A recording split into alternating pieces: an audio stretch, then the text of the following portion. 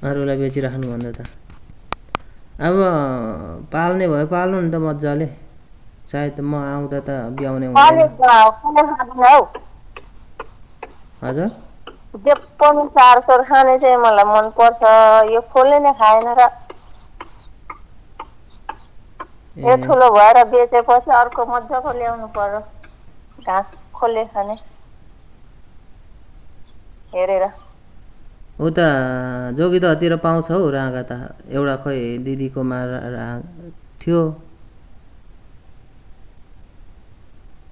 खोले खाने के जे पनि दिँदा होइन सारसोर खाने त्यस्तो चाहिँ राम्रो हुन्छ क्या।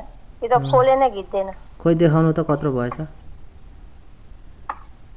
ए अनि त्यत्रो भएछ। 15,000 मा लिएको हैन? ए आमाको 2-3 वर्षमा त बिहे आउँछ। हेलो भैँसी।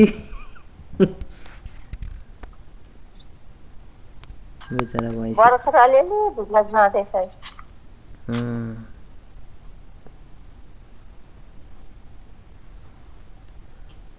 मजाले नेट काम गर्नु छोड्यो है तपाईको।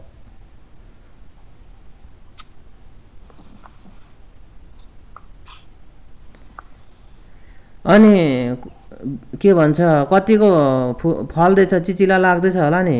हो के जाति रे त्यो लौका लाग्दैछ। टन्नै छैन पातलो पातलो छ। सबै लाए जति अरिएर थोरै हुन्थ्यो कुन्छ। ए छिमेकीले माग्दैन?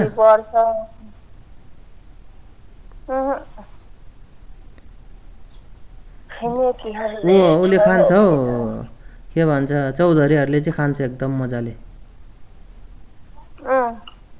माछामा पनि एकदम हुँदो रहेछ लगाएर खानलाई। मिठो हुँदो रहेछ के? मिठो हुन्छ नि। तपाईहरुले पनि सिद्रामा लाएर खानु अलिअलि।